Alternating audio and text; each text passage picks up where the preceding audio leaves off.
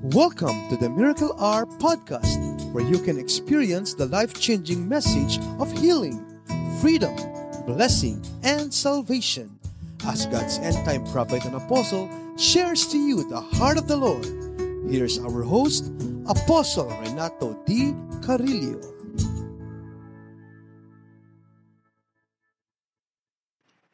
Today we will talk about something that God moves me.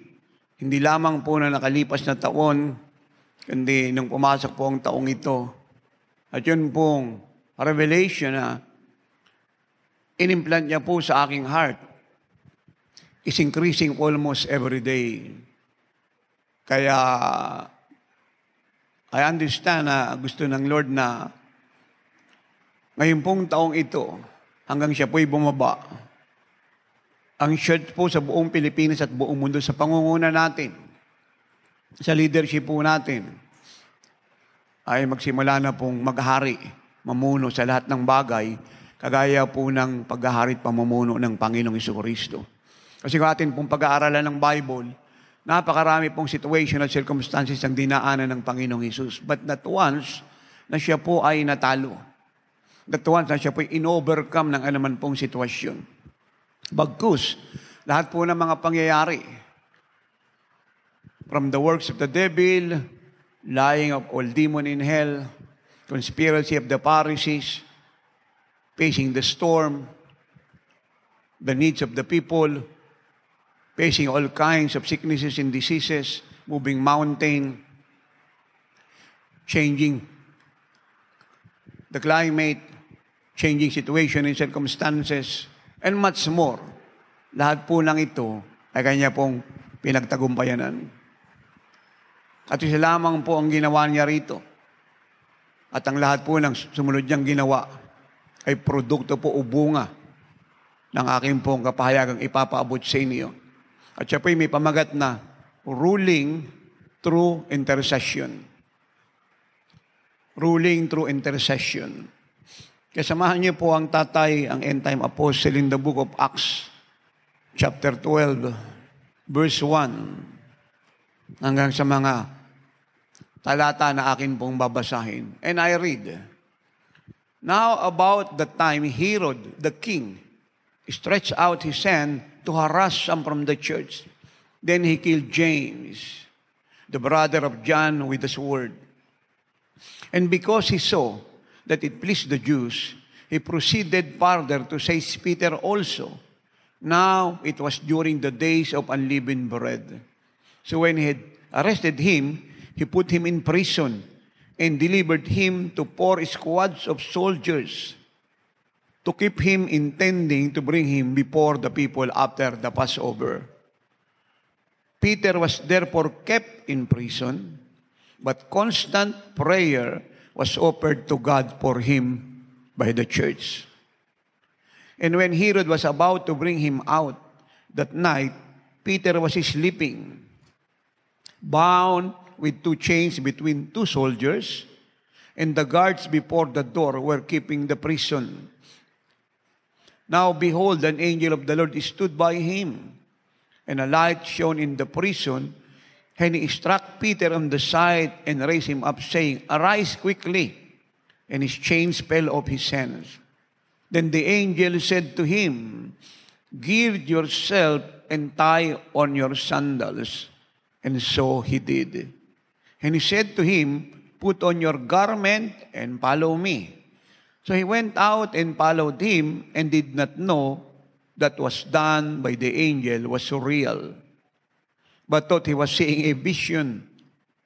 When they were past the first and the second guard's post, they came to the iron gate that leads to the city, which opened to them of its own accord. And they went out and went down one street, and immediately the angel departed from him.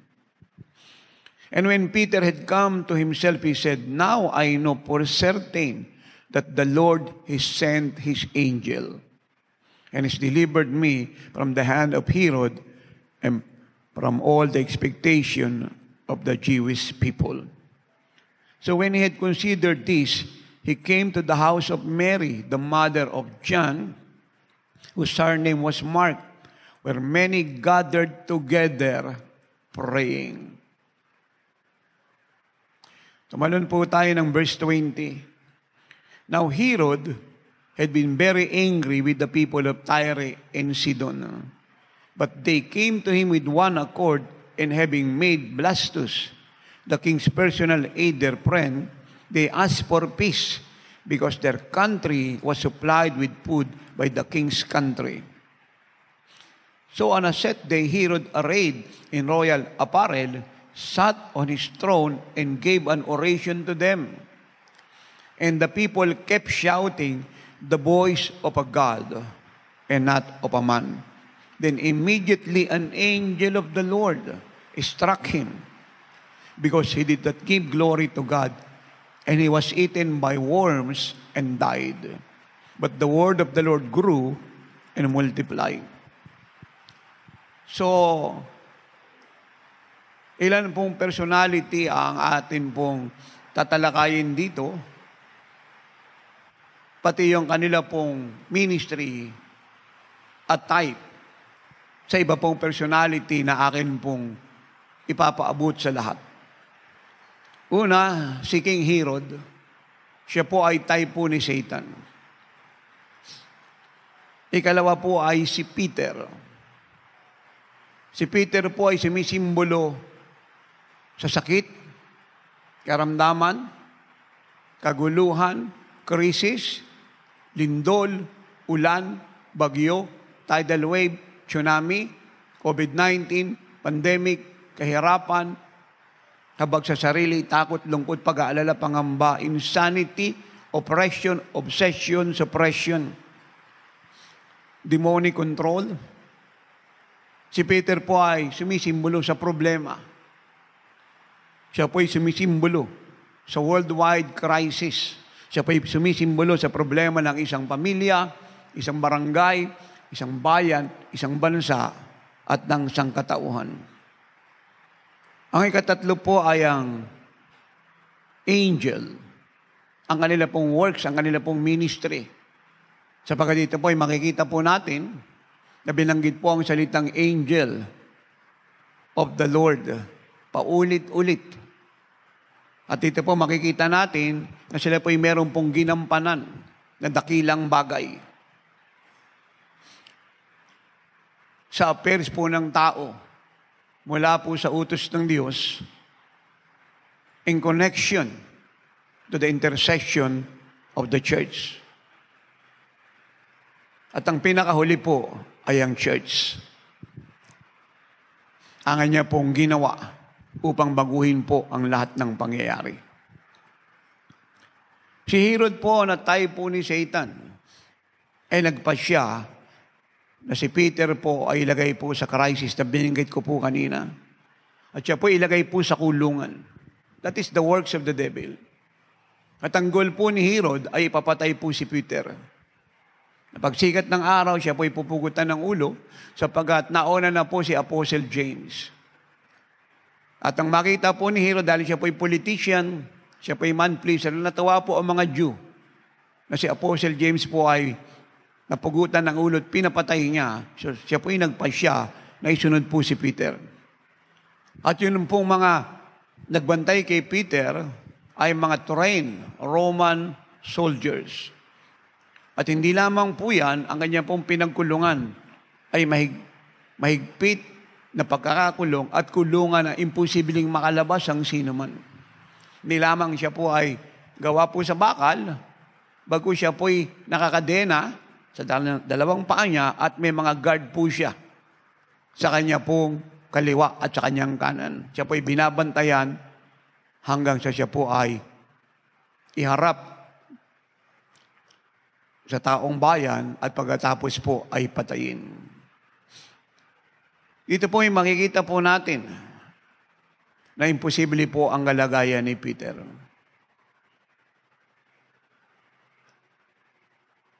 But we see how God supernaturally intervened and sent angels to deliver Peter. At ito po ay nangyari sa isa lamang pong dahilan. But constant prayer was offered to God for him by the church. At nung si Pedro po ay makalabas na ng kulungan at siya po ay pumunta po sa bahay po ni John Mark, nakita niya po ang maraming mananampalataya na nanalangin. I want your attention sa isa pong word na sinabi rito. But constant prayer was offered to God for him by the church. Hindi po siya individual na tao. Siya po ay church. Kalipunan ng mga mananampalataya. Sila po ay nagkaisang manalangin ng sama-sama. Taimtim, maalab, maapoy na pananalangin. Kaya kahit na si Peter po ay nakalabas na, ang panalangin po ay tuloy-tuloy because they were carried out by that great desire to see Peter come out of prison and escape death through beheading.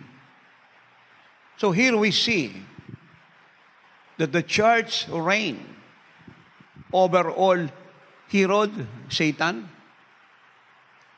over all crisis, over all situation and circumstances through intercession. Even though pag sinabi po nating prayer sa Mount Summer, ang church po ay meron lamang isang understanding. At yun po ay manalangin. But the question, hindi po siya clear kung ano pong ibig niyang sabihin manalangin. Dahil pag pinag-aralan po natin ang Bible, maraming klase po ng panalangin. Isa po rito ay pag-ibig sa Diyos. You pray as you love God. Kaya bilang lingkod ng Diyos, gusto ko pong isimplify at specify with much clarity kung ano po talaga ang ibig sabihin ng prayer. Unang meaning ng prayer ay intimacy with God. Yun po ang unang meaning. At yun po ay nag-ahayag ng Mark 12:30 that you shall love the Lord your God with all your heart, with all your soul, with all your mind, and all your strength. Ang ikalawa pong meaning po ng prayer ay intercession. At yun pong pinag-uusapan natin ngayon. At yun naman po ay pumapatungkol doon sa Mark 12:31, and you shall love your neighbor as you love yourself. So, pag tayo po ay na-involve sa isang intimacy, part of our intimate relationship with God, so ang ibig sabihin, minamahal natin ang Diyos. It's about our personal relationship with Him. At pag pinag-usapan naman po natin ang intercession, ang subject po nito ay ang ating kapwa. Either ang ating pamilya, kamag-anak, kaibigan, kakilala, at lahat po ng binanggit ko kanina, na tayo po ni Peter na nangangailangan po ng kalayaan sa gawa ni Satan.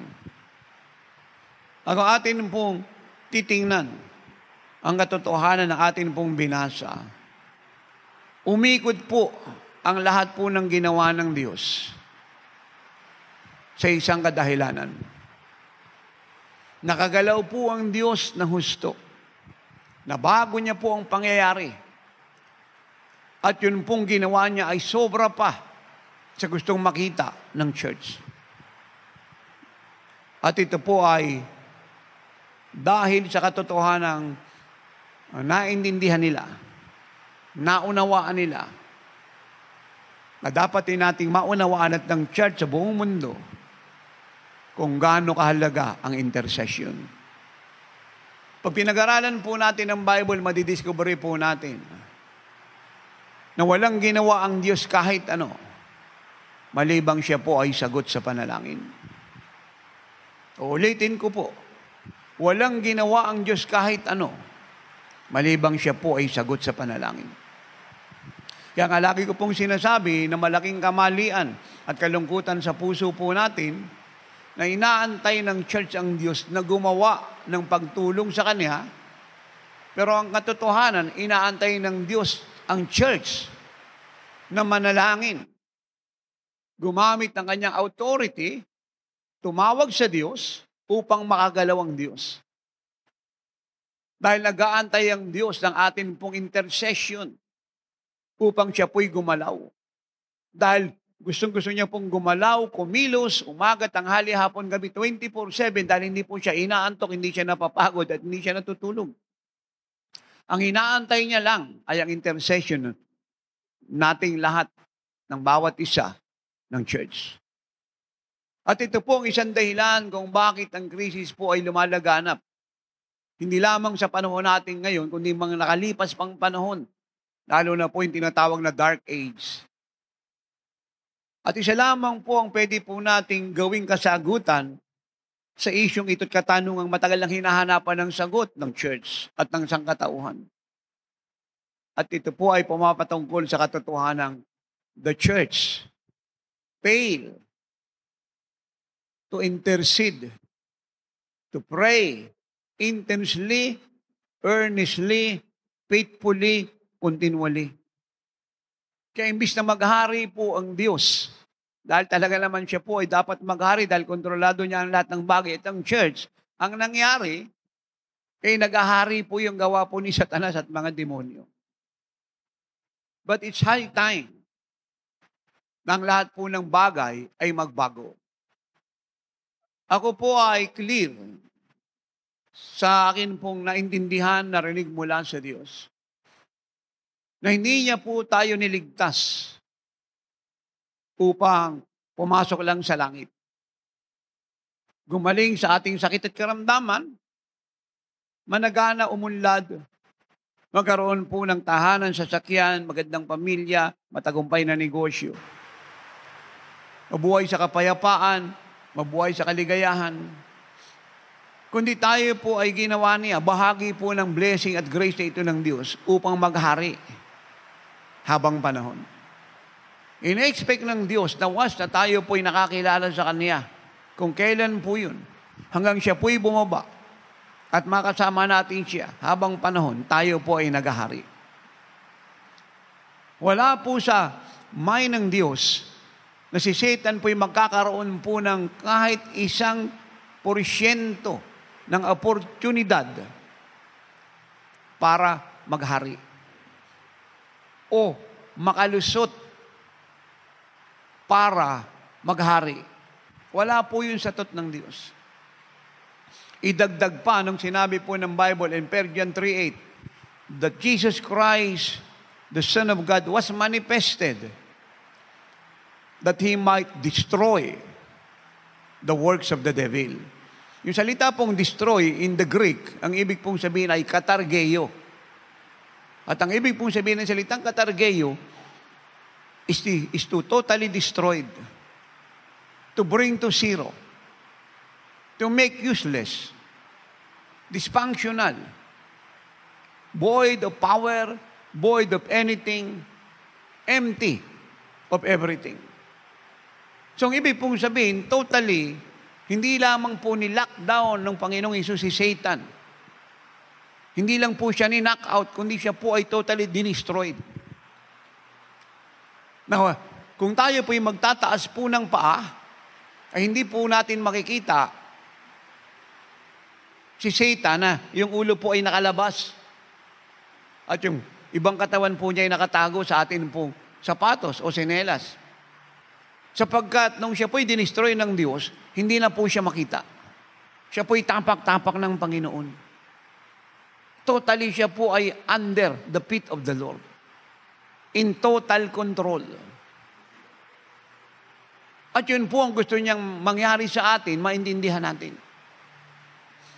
Alam ko po ang sinasabi ko, dahil ako po ay nakakilala sa kanya ng June 12, 1986. January 12, 1986. So, nag-iisa po tayo. Hinarap si Satan ng mga demonyo. Tinayo po ang gisaril sa kalsada. Tremendous po yung persecution hinarap ko. Nag-iisa. Idagdag pa na wala po tayong finances, wala tayong material things, dahil iniwan po natin ang maluhong buhay just to obey the Lord. At nagsimula po tayo sa simula. And while I was praying one day, at hindi po ito nangyari na ako po'y nakakailang taon na sa Diyos. Hindi ko man po maalala kung ano eksaktong buwan, pero ang alam ko po ay almost months pa lang ako nakakakilala sa Lord. The Lord visited me and said to me, "Son, don't take any defeat in your life. Don't allow any situation and circumstances to overcome you. But rule and reign over all situation and circumstances." And the Lord teach me and told me kung paano po yun mangyayari sa buhay ko. At tinuruan niya po akong manalangin.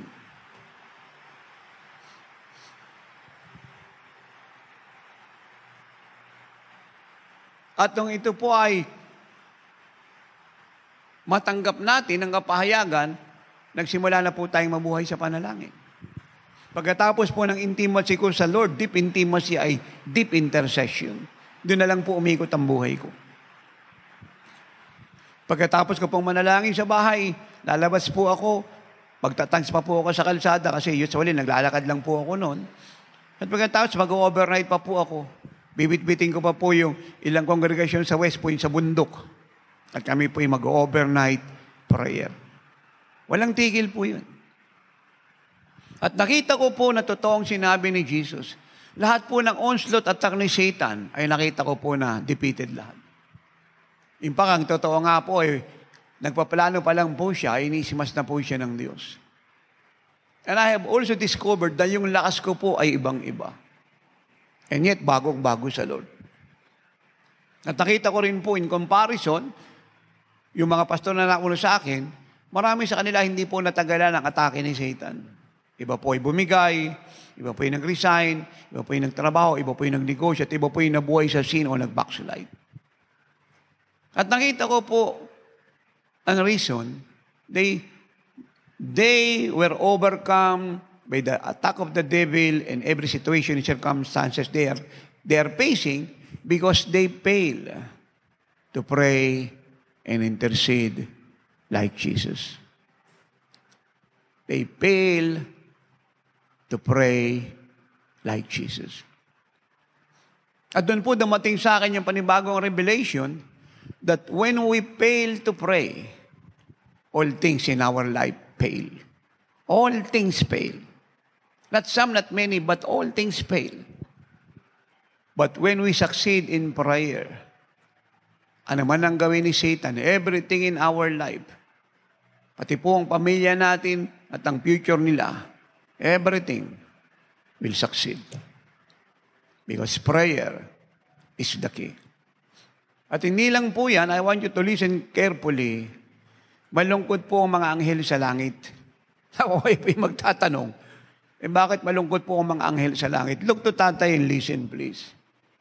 Kung bakit po malungkot ang mga anghel sa langit, it is simply because wala po silang trabaho. Are you hearing me? Ulitin po natin. Billion po ang anghel sa langit. May mga ranking po ang angels. May seraphim, may cherubim, may archangel, may ministering angel. At ito po mga anghel na tinalaga ng Lord to assist us, to help us. At ito po ay tinatawag nating ministering angel, and I will give the scriptures later on. Ay walang trabaho. Naiinip po sa langit. Nag-aantay ng order ng Diyos para bumaba sa lupa. At kung bakit sila po ay walang trabaho at naiinip sa langit, dahil hindi po nagpipray ang church. Ang lahat po ng angel ay gumagalaw alinsunod sa specific instruction ng Diyos. At ang mga ministering angel, alinsunod sa Hebrew 1:14, ay tinalaga ng Diyos sa atin, personally and corporately as a church, para i-assist po tayo. Sa lahat ng ginagawa natin, especially sa larangan po ng digmaan, laban kay Satan at pagbabago ng mga sitwasyon at pangyayari. Yan po ang trabaho nila. Kaya pag tayo po ay nagsimulang mag-intercede, Kagaya ng ginawa ng early church. Sama-sama. Hindi lang po isa, daan-daan po ito. Maraming nananalangin. Ang Diyos po ay sumagot. Dahil nature niya pong sumagot sa panalangin.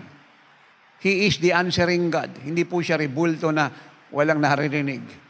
Ang sabi ng Isaiah 65:24, hindi pa tayo nananalangin, siya po yung nakikinig. At hindi pa po tayo nagsasalita at tumatawag sa kanya, siya po yung sumasagot. Yung kanya pong willingness to help is very clear. Inihintay niya lang po tayo. Kapag tayo po ay nagsimulang manalangin, kagaya po ng ginawa ng early church, ang Diyos po ay sumagot na. At uutusan niya po mga angel, at sasabihin niya po sa mga ministering angel, bumaba na kayo, palayain niyo na si Peter. Kaya ang pagbaba po ng mga anghel galing sa langit, please listen, ay sagot sa panalangin ng church. Ulitin po natin. Ang pagbaba ng mga anghel sa langit para umikot sa atin pong tahanan, umikot sa ating barangay, sa ating bayan, baryo, munisipyo, kabundukan, isla, kapatagan, kabukiran, sa ating bansa at buong mundo, mula sa utos ng Diyos, ay sagot ng Diyos sa ating panalangin. At hindi titigil bumaba ang mga anghel, araw at gabi. Wala pong pipiliing oras, madaling araw, tanghali, hapon, umaga. Lunes hanggang Linggo, Enero hanggang Disyembre. Hanggang tayo po ay nag-i-intercede at nananalangin. Amen. Maliwanag naman po, binasa natin eh. Walang ibang nag-deliver kay Peter kundi ang Diyos. At ang inutusan niya po magkalag ng kadena ay mga anghel. Mga anghel din po ang nagpatulog sa mga sundalo. Kaya kung saan pong bumukas yung pintuang bakal, anghel po ang nagbukas. Kung saan pong nakalag po yung kadena sa paa ni Pedro, 2 paa po yung kusang natanggal. At hindi ko po masisisi si Peter na parang siya po'y namamalikmata at nananaginip at sangayon sa kanya parang siyang nakakita ng pangitain. Sapagkat first time niya po maka-encounter ng angelic visitation na ganito po katindi ang ginawa sa kanya. Are you hearing me? Pero dahil ito nga po'y gawa ng Diyos, so pinaunawa kay Peter na ito ang sagot sa panalangin ng mga anak ko na nananalangin doon sa EDSA. Amen. Araw at gabi nananalangin doon sa mga bahay nila. Mula sa tatay, nanay, anak, biyanan, manugang, hipag, apo. Nananalangin doon sa bawat chapters ng Jesus is Our Shield sa Metro Manila, Luzon, Visayas, Mindanao at sa bawat bansa sa buong mundo. Nananalangin doon sa site. Sinasamahan ng pag-aayuno. Nananalangin, sumasama sa season of prayer and fasting. Nakikiisa. Sumasama sa overnight. Siniseryoso yung pananalangin. Na mga kabataan ay walang tigil na nananalangin. Magkakasama o online o Zoom. At wala pong puwang yung layo at distansya ng lugar. Amen. At ang una pong tuwang-tuwa rito, bukod sa Diyos, ay ang mga angel. Dahil hindi na po sila naka-stack up sa langit doing nothing. Are you hearing me? Ano po sabi po ng Psalm 103, verse 20, Bless the Lord, you His angels. Bakit po plural? Kasi nga maraming ang angels. Bless the Lord, you His angels, who excel in His strength, who do His word, heeding the voice of His word. Amen. Sabi ng Lord sa mga angel, o baba na kayo. Warrior angel, Michael, Gabriel, baba. Alam na po nilang ibig sabihin. May nagpipray. At yung pagbaba nila ay sagot sa prayer meeting. Sagot sa panalangin ng mga anak ng Diyos. Antindihan niyo po ako. Yun ang trabaho nila sa langit, mag-antay ng order ng Diyos. Kaya pag hindi po tumigil yung ating intercession, hindi sila titigil bumaba at umakyat. Mula sa langit, pababa sa lupa, mula sa lupa paakyat sa langit, patungo sa buong mundo. Para digmain po si Satan. Wakasan ang kanya pong pandaraya. Ilabas si Peter na type ng mga taong biniktima ni Satan. Amen. Na nasa krisis. Are you hearing me? In fact, ang truth pong ito, hindi po naganap dito po sa New Testament lang. Kung tayo po pupunta po ng Book of Daniel, chapter 10, verse 12 to 13, we read, Then he said to me, eto na po si Gabriel, angel, Gabriel. Ang kausap niya po si Daniel. Do not fear, Daniel, for from the first day that you set your heart to understand and to humble yourself before God, your words were heard. Nung unang araw daw pong si Daniel po'y manalangin, habang siya po'y nag-aayunan ng 21 days, sinagot siya ng Diyos. At pinadala ng Diyos, sino? Anghel. Ano pong pangalan ng anghel? Si Gabriel. Bakit po bumaba si Gabriel mula sa utos ng Diyos? Dahil si Daniel po ay nananalangin. Nag-i-intercede. Ano po pinapanalangin ni Daniel? Yung bansa po niya. Anong pangalan ng bansa niya? Israel, Pilipinas. Amen? Maliwanag po ba yan, mga anak, mga minamahal? Ay kung kayo po yung magtatanong, bakit kinakailangan po yung panalangin po ay tuloy-tuloy, earnest? At meron pa pong pag-aayuno, ito po ang sagot. And to humble yourself before your God, your words were heard, and I have come because of your words. Amen. Because of your words, because of your prophetic prayer that reached the throne of God, as you remind God of the prophecy na oras na para lumabas ang Israel sa kamay ng Babylon, sa kanyang captivity, oras na para ang Pilipinas ay lumayat maging taga-oras ng himala.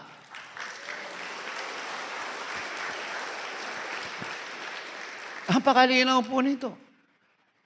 Because of your words, that prophetic word that reached God, because Daniel prayed, at ni-remind ng Diyos ng pangako niyang i-deliver ang Pilipinas, ang Israel.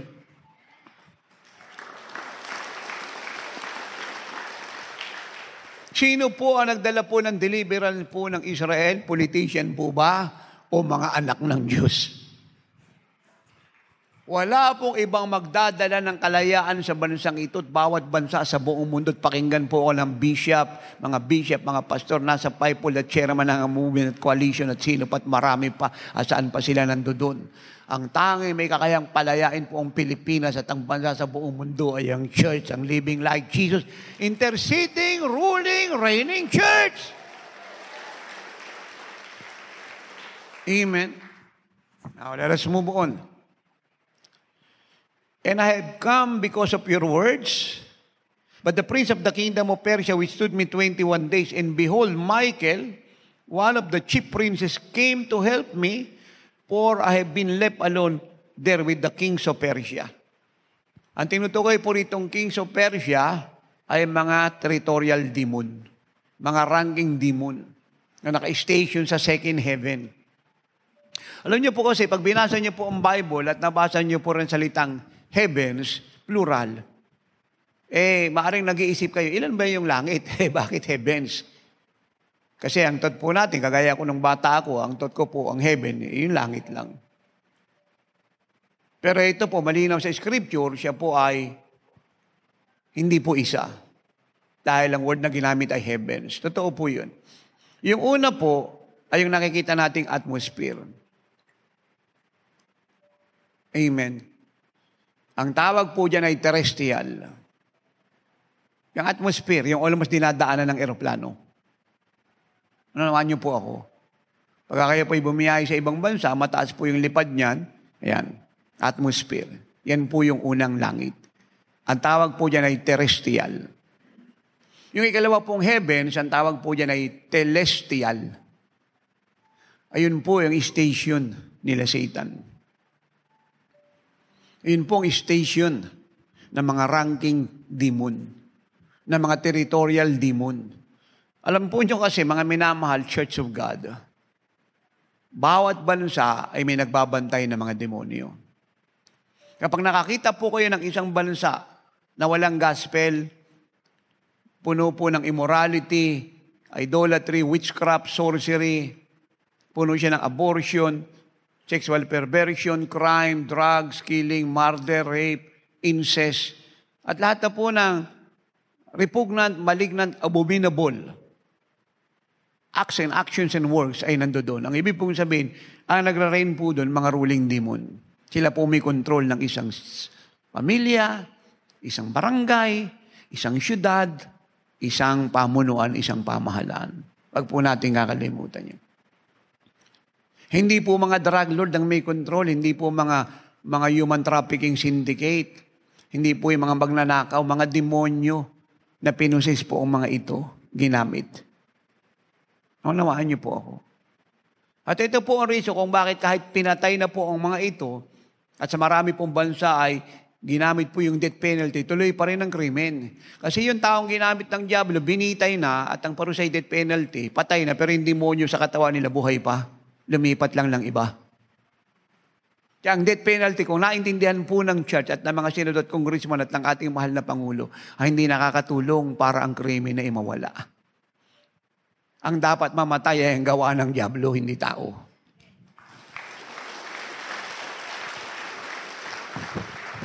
Pag natin kakalimutan yan, living like Jesus Church, turuan natin ang body of Christ sa bansang ito buong mundo ng katotohanan. Totoo po yun. Ang dami na pong namatay na kriminal. Hindi naman nawala ang krimen kasi yung demonyo buhay pa. Pero pag inapos po natin ang mga demonyo na yan, dinigma natin na tayo po ay na-involve sa walang tigil na pananalangin, intercession at pag-aayuno, sama-sama sa church. Yung mga tao po na biniktima ng diablo at gusto ng diablong patayin sa pamamagitan ng death penalty at iba pang kaparaanan ay lalaya maliligtas at yung gawa ng diablo ang mamamatay. Amen! At ang bansa'y papayapa. Hindi na kailangan pa ng batas ng Kongreso at Senado ng death penalty sapagkat in-execute na ng church. Yung judgment laban kay Satan at kanilang mga gawa.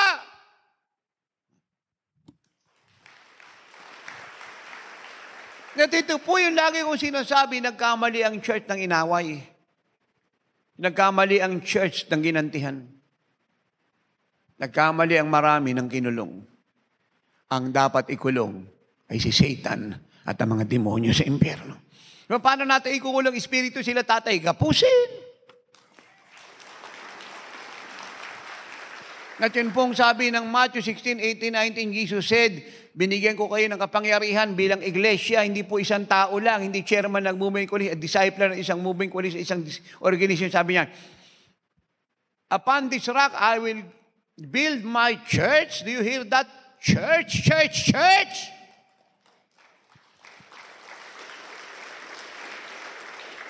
Amen. And the gates of hell will not prevail against her. Yung gates of hell po ay hindi lamang literal na impyerno, kundi yung mga demonyo at yung diablo na kampo ng impyerno at may gawa ng kapahamakan ng mga tao patungong impyerno. Amen. I've given the church the keys of the kingdom. Ano po yung keys ng kingdom na binigay sa atin? Power, authority.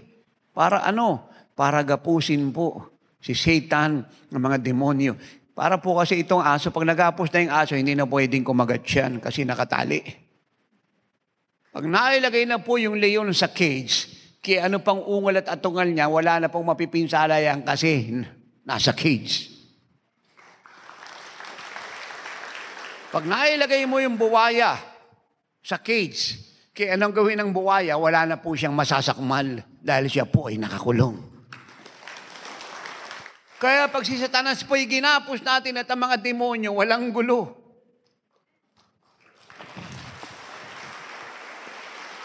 Tapos po krimen. Tapos po yung nakawan, tapos yung rape, tapos po yung COVID, amen. Tapos po yung quarantine, wala nang injection, wala nang ECQ, MECQ, GCQ, MGCQ, wala na pong new normal. Amen. Ano po meron? Apostolic Revival, Glory Days. Signs, wonders, and miracles. Ano meron sa Pilipinas? Joy, peace, unity, love, forgiveness, prosperity, success, salvation, and blessed is the nation whose God is the Lord. Wala nang idolatry. Wala nang false religion. Wala nang mangkukulam. Wala nang manggagaway. Wala nang albularyo, spiritista. Wala nang faith healer. Wala nang fake healer. Wala nang tarot reader. Ano na trabaho nila ngayon? Intercessor. Amen? Wala na magmamarcha sa kalsada. Ano trabaho nila ngayon? Evangelist. Wala na laman yung kulungan. Anong trabaho ng mga pulis ngayon? Sumambat, magpuri, salot, mag-Bible study. Yung mga pulis magiging pastor ng Panginoon. Amen? Amen?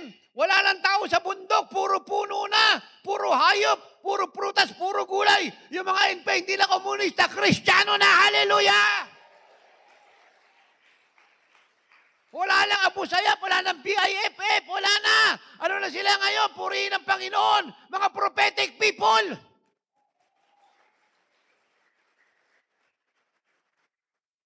Wala na rin trabaho yung mga judge, mga piskal kasi wala nang lilitisin. Wala nang warden, amen? Wala nang ulihin. Anong gagawin ngayon ng mga hurado, ng mga piskal, ng mga lawyer na yan? Anong gagawin? Eh di kumanta ng hallelujah. God is so good, hallelujah. Matutuwa po sila sapagkat pwede na silang mag-day off. Wala nang bribery. Woo! Amen? Are you still there? Wala nang mababalitang bad news, fearful news, lying news, exaggerated news, inciting news, nonsense news, sa TV, sa radyo, sa dyaryo. Wala na! Anong trabaho ng mga reporter ngayon? Preacher! Preacher! Hallelujah! Kadami po missionary! At lahat po ng network, isa na lang po ibabalita, oras ng himala. Jesus saved, Jesus healed, Jesus baptized, Jesus in the Holy Spirit. Jesus is coming again and we are ready to be raptured alive. Hallelujah! Wala lang mangungutang. Yung mga bangko, lugi. Ano lang mangyari sa mga bangko ngayon? Hindi lalagyan ng pera ng oras ng himala. Amen? Amen? At doon ilalabas yung pera para emission of love sa buong mundo. Woo! Yan ang pumalakpak ang mga tao rito.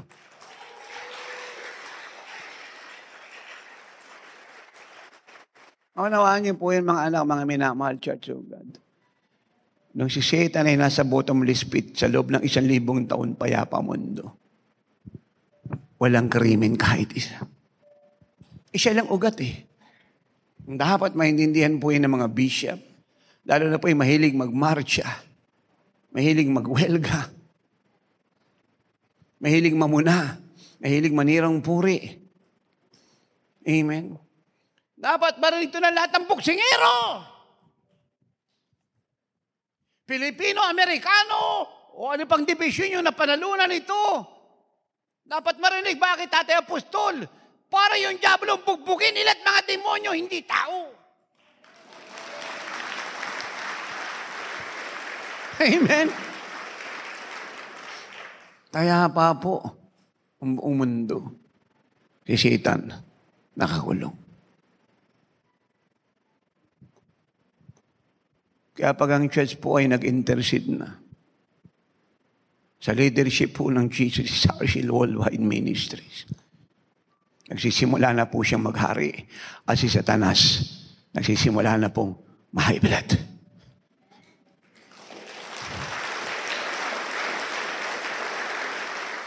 Ang kinakatakutan po ni Satanas sa totoo lang po ay hindi po yung mayamang pastor na may helicopter, may aeroplano, may Bentley, may limousine, may Rolls Royce.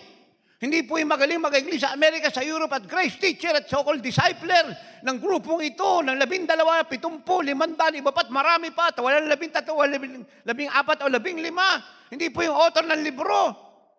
Ang kinakatakutan po ni Satan na hindi po magaling magsalita sa pulpito, magandang magdala ng Amerikana, may attache case, purihin ng Panginoon. Hindi po magandang lalaking pastor at di magandang babaeng pastora. Ibig do, mabuti po magandang tao ka kaysa pangit ka, pero hindi kinakatakutan ni Satanas yan.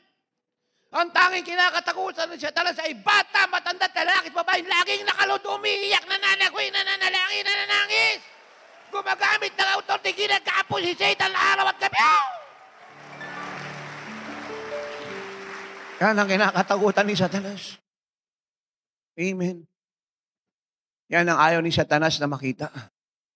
Dahil si Satanas hindi nauubusan ng luha kasi bugbog sarado. Bakit mo alam yan, tatay? Galing ako sa kalsada. We reign! We rule! Lahat ng gawa ni Satan ay dinipit natin. Paano mo ginawa, tatay, ng ilang kasama natin doon sa kalsada ng West Point? Akit manaw kami sa bundok, walang tigil out kami. Anong ginawa namin? We reign through intercession day and night, night and day.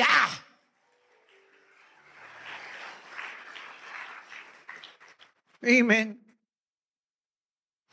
Ganyan sa panahon ng persecution ng early church, hindi po sila nag-give up. Kinukulong, pinapatay, sinusunog ng buhay, nire-rape yung mga babae, ari-arian nila kinuha ng mga Romans, yung mga bata pinakakain sa liyon sa harap ng mga magulang. Hindi sila nagbabackslide. Yung faith nila lalong tumitibay. You know why? May leader sila. Ang Diyos na nagtayo ng mga apostol na pinatatag niya at pinatibay upang sila po ipatatagin. Kapag binasa niyo po ang Bible, especially Acts 14, makikita ninyo ang mga apostol ng early church, ang instrumento ng lakas ng church sa gitna ng massive persecution.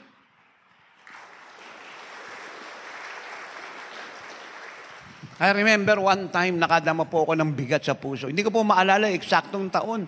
Maybe 2004, 2006, or 2005. Dyan lang po yan. Gera po ng MILF noon at saka ng government. Hindi po ako makatulog ilang gabi. Yung puso ko po sobrang bigat yung nararamdaman. Naalala ko po yung mga chapters po natin. Especially po yung Mindanao, yung General Santos. Hindi doon po yung tangge ng mga sundalo. Yung mga MILF po noon nagkalat, nag-create po ng terrorism. Hindi po mapayapa po yung Gensan, yung ilang part ng Mindanao. Yung curfew po, matagal na naka-impose. And the Lord said to me, son, pumunta ka ng Gensan. Sabi ko kay nanay, ayaw niya. Sabi niya, paano nangyari sa'yo? May curfew ron. Walang sasalubong sa iyong kapatiran at mga anak mo kahit isa. Nakaharang yung tangke ng mga sundalo. Sabi ko, alam ko. Ba't ka pupunta? I must go. So to make the long story short, lahat po ng pigil ginawa ni nanay. At alam niyo kung ano nangyari, sino nasunod? Si tatay. Sumakay po akong aeroplano, mag-isa lang po ako. Pumunta po akong Gensan. Pagdating ko po ng Gensan, nakita ko po yung takot sa buong paligid. Pagbagsak po ng paa ko pagbaba ko ng aeroplano, pagbagsak po ng paa ko po sa lupa ng General Santos City, Mindanao. Puno po ng takot paligid. Andun po yung mga tangke ng sundalo. Wala pong tao sa kalsada. I remember na nagpapastora ng time na yun doon si Pastora Baby, asawa ni Pastor Boy. Iniwan po namin siya ron. Ilang buwan po siya ron. Wala pa naman silang anak nun. At sila po yung sumalubong sa akin, pati po yung isang committed na kapatira na kanya pong tinira na nag-open ng bahay. Sinundo po akong sasakyan. Sarado po yung restaurant, sarado hotel, sarado mall. Wala kang makitang tao sa kalsada. Puro tangke. Sabi nila, tatay, bigla po kayong dumating. Sabi ko, naalala ko yung kalagayan ninyo, hindi ko kayo pwedeng pabayaan. Inuuli ko ako lang po mag-isa. Kasama ang Lord. Ano pong gagawin natin dito, tatay?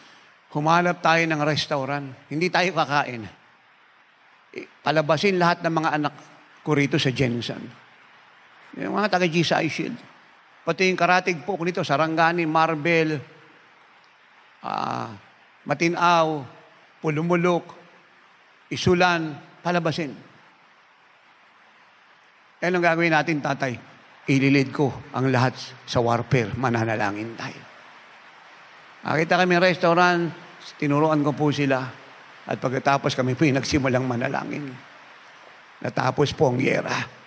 Ang sabi ko, natapos yung gyera. Talo MIL, panalo po ang gobyerno. Lakasan nyo yung palakpak nyo. Hindi po ako nagmamayabang. Lagi ko po itong nararamdaman at nararanasan. Isa lang po ito sa gusto kong ipaabot. Ako po umuwi ng Manila sa kaya ng eroplano nag-iisa. Pakiramdam ko po si Haring David ako. Tagumpay laban sa Palestine. Wala akong kausap dito. Yun po yung nararamdaman ko. At narinig ko pa yung tinig ng Holy Spirit, sabi, anak, you are a conqueror. My God, talo ka pa si Samson. Conqueror. Yan ang lakas ng apostol. Kaya pag naging anak ka ng apostol, magmalaki ka. Dahil may Diyos tayo na nagturo sa ating maging kagaya ni Kristo.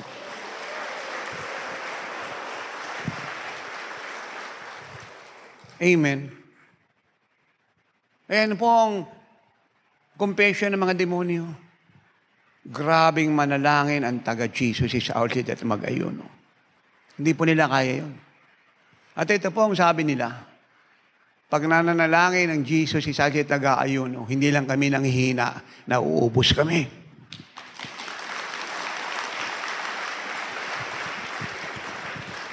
Totoo po yan. Nauubos po sila. Hindi na kayang tagalan ang ating pong power at authority. Yung intervention ng Diyos, hindi nila kayang tagalan. Yung pagbaba ng mga hindi nila mapigil. Kasi ang panalangin, walang tigil. Yung pag-aayon, walang tigil. Kasi alam nyo, dapat malaman tayo ng mga bishop at pastor, yung mga head knowledge nila, mapalitan po ng revelation knowledge. Yung mga mangkukulam, nag-aayuno rin yan. Yung satanista, nag-aayuno rin yan. Yung mga mangkukulam, walang tigil na nag-oorasyon yan. Eh nakatagpo sila ng katapat. Ang Jesus is our shield. Amen. Kagayang bali naman po ito, may naposes puron. Diniliver po ng anak nating pastor. Ang sabi po ng demonyo sa katawan ng tao. Yung picture ni Apostol, kinulam namin yan. Kasi may brochure tayo, di ba? May picture ako ron. Gandang lalaki. Kinulam namin yan. Hindi siya tinatablan. At kami na puno ng takot nang makita namin yung picture niya, nag-aapoy siya.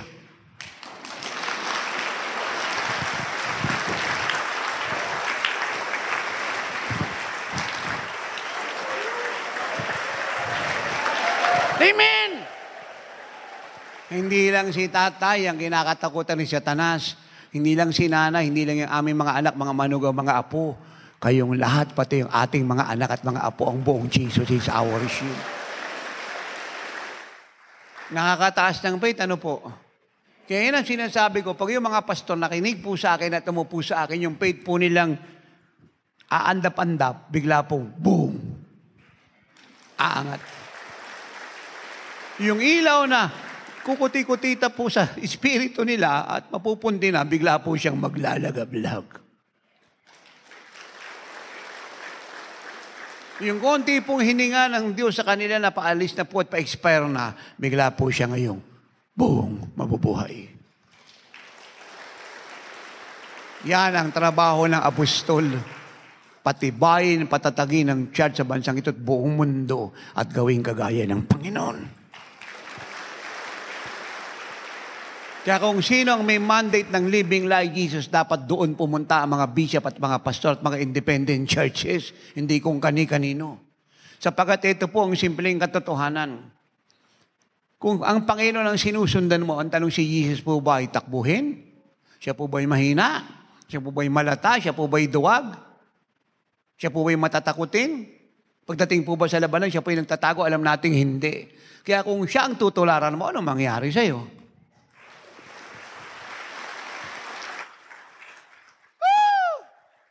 Anong mangyayari sa'yo?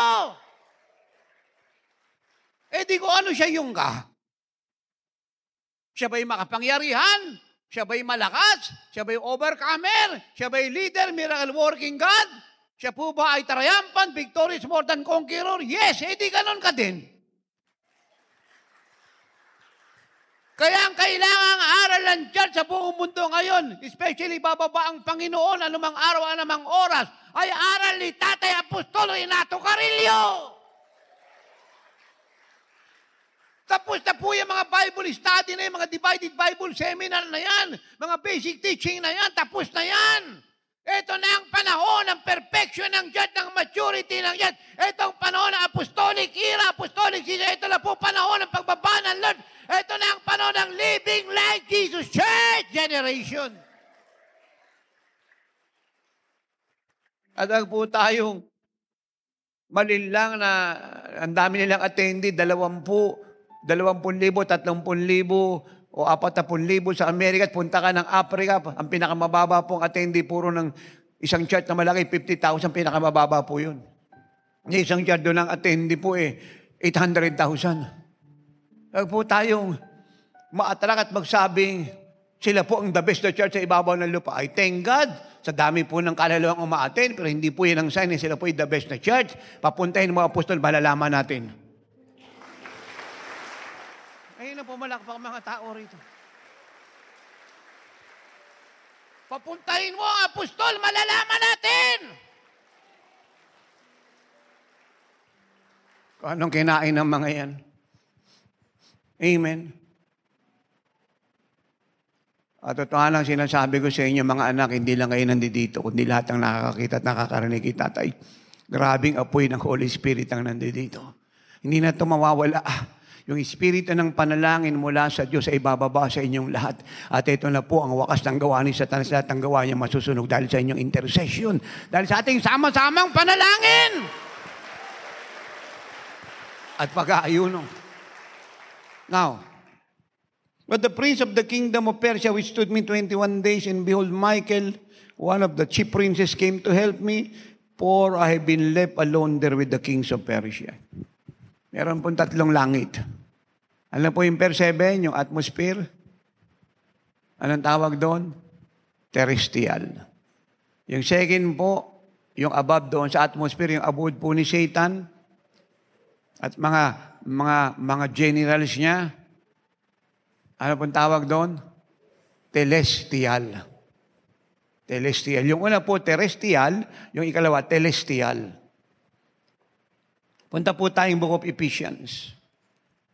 Verse 10. Ephesians 6, verse 10. Finally, my brethren, be strong in the Lord and in the power of His might. So sinasabi po ng Bible, tayo po yung maging strong sa Panginoon at pangyarihan ng kanyang lakas. Paano po natin gagawin yun? Number 1, put on the whole armor of God that you may be able to stand against the wiles of the devil. Ito na po yung gusto ko pong i-point out. Verse 12. For we do not wrestle or make war against flesh and blood, but against principalities, against powers, against the rulers of the darkness of this age, against spiritual hosts of wickedness in the heavenly places, second heaven. Are you still there? In the heavenly places, second heaven. Ano po yung unang heaven? Atmosphere. Ano pong tawag doon? Terrestrial. Yung second heaven, ito na po yung abode po ni Satan at ng mga general niya, ng mga territorial demon na kinokontrol po yung affair ng buong mundo. Ano? Celestial. At ang ikatatlo ay celestial. Yun po ang trono ng Diyos. Wala si Satan doon. Ang nando doon, ang God the Father, God the Son, God the Holy Spirit, ang lahat ng mga anghel by billions at lahat po ng saints from the Old Testament and the New Testament at ang susunod pong pupunta doon tayo pag na-rapture tayo bukas o mamaya. Amen? Maliwanag po ba itong teaching ni Tatay? Huwag niyo lang po siyang pag-aralan, intindihin yung maigi, unawain. Para hindi na po si Satanas na makapagtago pa.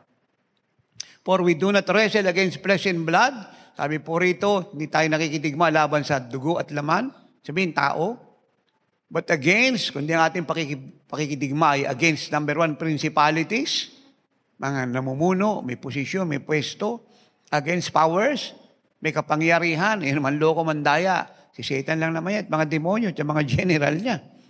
Against the rulers of the darkness of this age and rulers, pero sila po ay ruler ng kadiliman na nasa panahong ito. Nawaan niyo po ako? Against the spiritual host of wickedness in the heavenly places. In the heavenly places. Second heaven. Kaya hindi niyo po napansin, bago po dumating po malakas na bagyo, ay nangingiti muna po yung kalangitan. Nawaan niyo po ako. Wala kasi tayong alam na bagyong galing po sa dagat at galing sa lupa Kundi galing sa itaas. Kapag magsimula na pong bumaba po yung mga demonyo sa second heaven, may dala na po silang buhawi. Ako po ba'y maliwanag na nagtuturo rito? Kaya pag malakas po ang bagyo, malakas ang ulan, wag lang pong ulan, malakas po ang bagyo, malakas ang tidal wave, ang tsunami, marami pong mga demonyo sa second heaven ang gumagalaw. Kaya ang pag-asa po ng Pilipinas ay hindi po yung report ng pag-asa, kundi ang intercession ng church. Paliwanag po yan. Now, punta po tayo ng 2 Corinthians chapter 10. Are you learning? Maganda po ba itong teaching natin? Inspire niyo naman si Tatay. Gusto ko pong malakas na marinig yung amen niyo. 2 Corinthians 10, verse 3. For, though we walk in the flesh, ang ibig pong sabihin, nandito po tayo sa katawang tao. Ayan. For, though we walk in the flesh, we do not war against, for though we walk in the flesh, we do not war according to the flesh. Even though tayo po ay nasa katawan, hindi po tayo nakidigma sa pamamagitan po ng lakas natin. Karunungan pinag-aralan, kakayang pinag-aralan. Why? Kasi ang kaaway po natin masasamang espiritu. Yun nandoon sa Ephesians 6:12. At yun ang sinasabi po ng Holy Spirit in Zechariah chapter 4 verse 6 through the word of God that it is not by might nor by power but by my spirit says the Lord. Si Satanas po hindi natatakot sa tanggihan, sa nuclear. Hindi po natatakot po sa bomba yan. Hindi natatakot sa Presidente, Prime Minister yan, sa European Union, sa Russia, sa China, sa United Nations. Hindi po siya natatakot sa military might ng sinamang bansa. Dahil espiritu po siya. Ang kinakatakutan niya lang ay ang Diyos. At yung marunong manalangin kagaya ng Panginoong Hesukristo. Pag pinag-aralan po natin ng church, ang truth na sasabihin ko, it is only through prayer and fasting by the church. Sa pangunguna ng early church noon, and noon, na nakaunawa po ng prinsipyo na in-apply po yan. Kaya nga dumating ang mga revival ng mga time na yan. That shape and change the destiny of the world. So, their history or her history, it happened through earnest, united, corporate prayer and fasting by the Church of God. Wala pong ibang paraan. Walang ibang weapon. Siya lang. Kaya hindi po nag-workout po yung ginagawa po ng maraming churches ngayon para magligtas ng kaluluwa at maghangad ng revival. Dinaan nila sa concert. Ni-rock and roll po nila yung mga tao.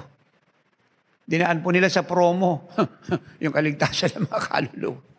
Dinaan sa boksingero. Siyempre, may mga pan sa mga boksingero yan. Yung mga boksingero, sinasabi ko, marami mga boksingero. Dinaan sa mga artista. Amen? Sabi ng mga believer, yan, andiyan yung mga boksingero. Kasama nila, sama na rin tayo ron. Andiyan yung mga artista, sama na rin tayo ron. Amen? So, walang pinagkaiba. Hindi po si Satanas nagigimbal nun at hindi po siya natitinag. Okay lang sa kanya yun as long na lahat po ay worldly. He don't care. He's not disturbed. Para sa kanya, useless po yun. Kasi kontrolado niya pa rin ang lahat. Hindi po nagwo-workout yan. Inaan nila sa marcha. May caravan.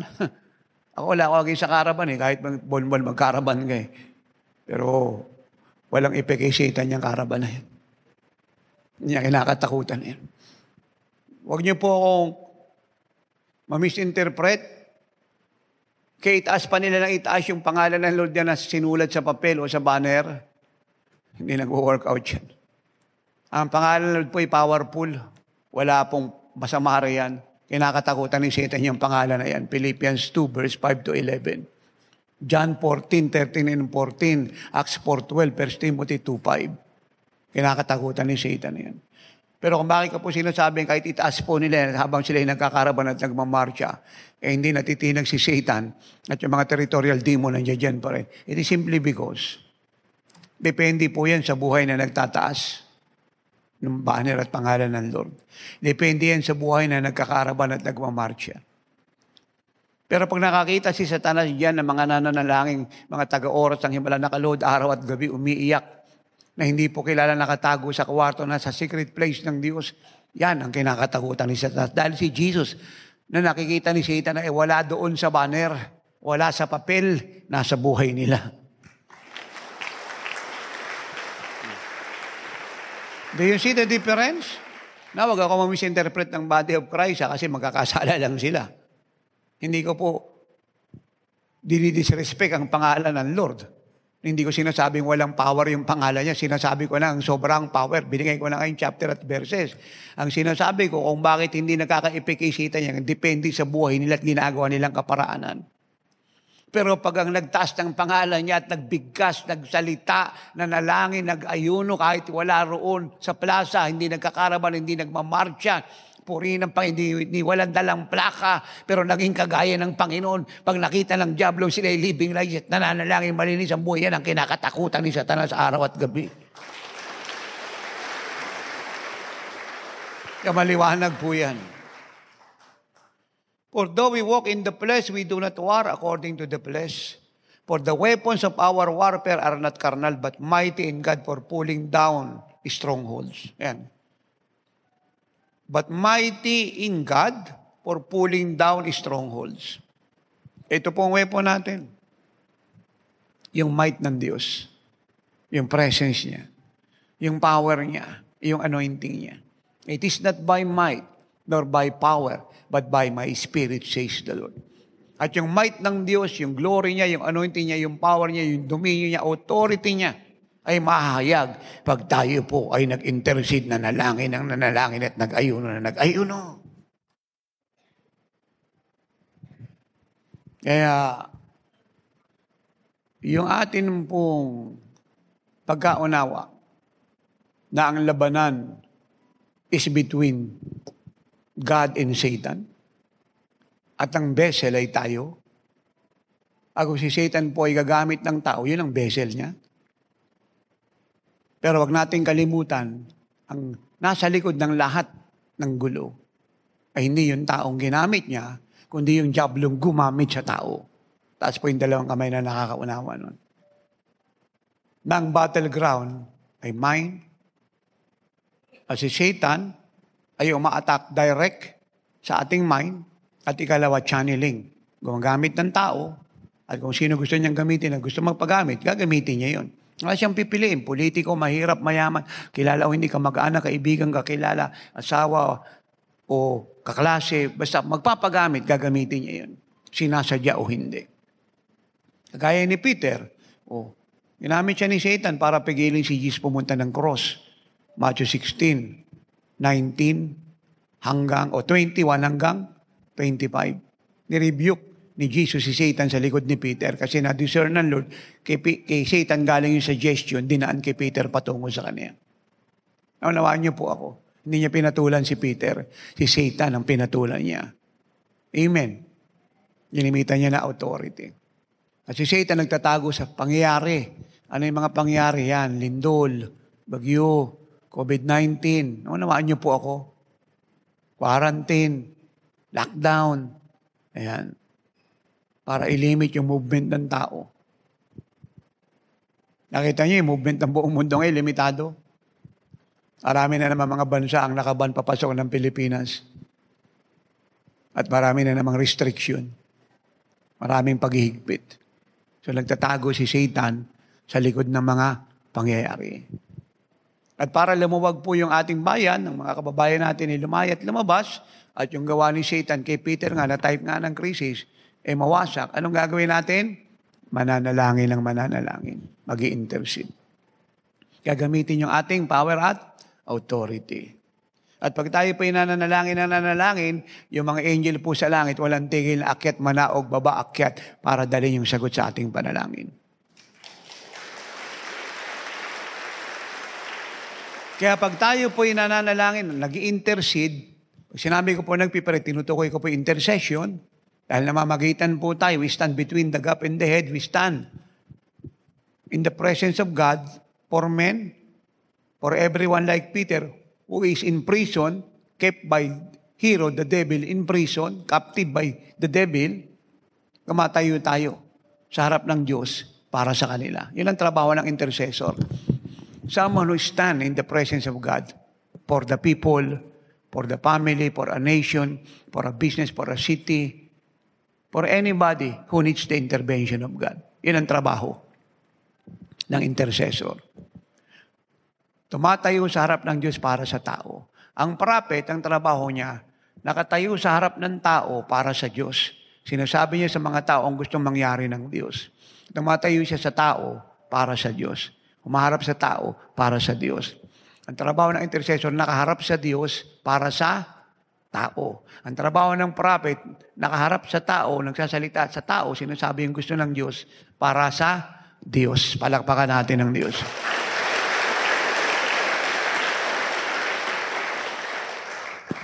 Amen.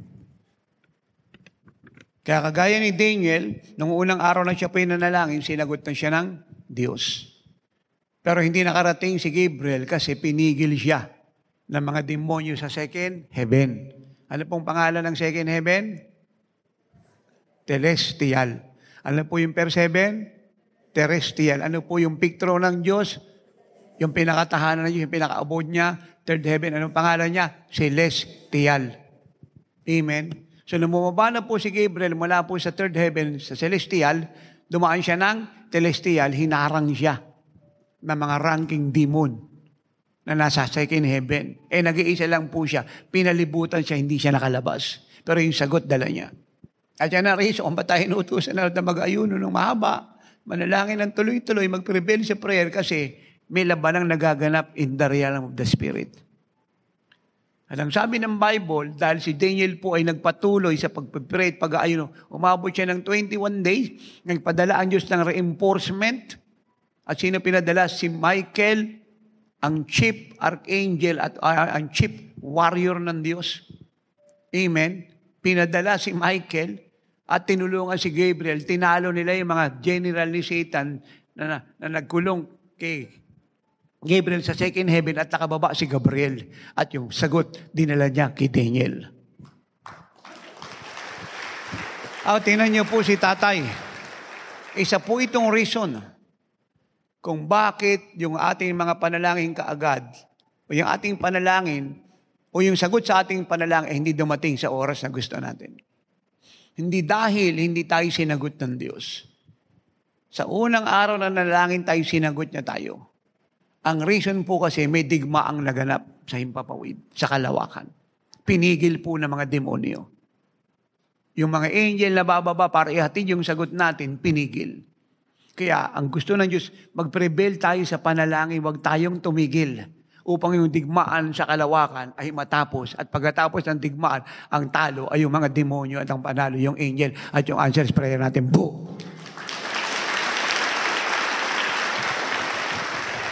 At ito po ang dahilan, tinan niyo po si tatay, learn from this simple truth. Sa dami po na nag-pray sa Pilipinas, magmula noong hindi pa ako naliligtas ang Pilipinas, hindi malaya. Nag-pray po sila, pero hindi nag-prevail sa prayer.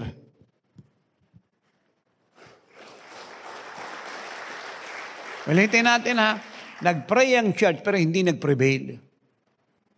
Kaya tumagal ang kalayaan ng ating bayan. Naging ating mga seating kinalalagyan. Alam nyo, ang buong Pilipinas, puno po ng churches. Iba't iba pong fellowship, puno ang buong Pilipinas.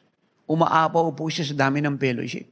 Pero hindi niya napansin sa dami ng churches sa buong Pilipinas marami pong bayan, munisipyo, baryo ang dami pong problema, ang daming krisis. May kahirapan, ang daming gulo, ang daming masasamang nangyayari. So, ang ibig sabihin, kahit may mga churches doon, hindi siya marunong mag-pray. Hindi niya alam ang sinasabi ko. Hindi niya ginagapos yung territorial demon sa city na yan, sa bayan na yan. Amen? Hello? Kaya malaya silang nakakagalaw. At ang nakakalungkot pa po dito, ang dinidil po ng maraming churches at mga leader ng church na hindi dapat ginagawa ay mga tao. Hindi yung demonyong gumamit sa mga tao. At lalo pong nawala ng power at authority at right ang church na maging deliverer at maging mediator who represent Jesus sapagkat namulitika siya. Nabuhay sa sin, sa worldliness. Kaya nawalan po siya ng right to rule and to reign. Huwag natin kakalimutan na yan. Ulitin ko ha, nawala ng church ng power to rule and to reign dahil sa sin. At nagkaroon ng access si Satan para kontrolin sila. At ipagpatuloy yung kanyang crime sa bawat pamilya, sa bawat barangay, sa bawat baryo, sa bawat munisipyo, sa bawat bayan sa buong Pilipinas. At yan yung lesson sinasabi ng Lord sa Luke 18:1-8. Ang mga tao dapat laging manalangin, huwag tumigil sa panalangin. At ang ginamit niya po ritong halimbawa ay yung babaeng balo na may anak na humihingi ng hustisya sa likong hukom. Yung likong hukom, si Satan po yun. Type ni Satan yun. At yung babaeng humihingi ng hustisya, kagaya po natin o ibang tao na nangangailangan po ng tulong ng Diyos ang intervention. Pero ayaw ng dyablo. Napakawalan po yung bihag niya. Amen? Amen? Alang sabi ng Diyos, kahit walang takot yung likong judge kasi type ng dyablo yan, wala naman talagang puso ang dyablo, walang kaluluwa.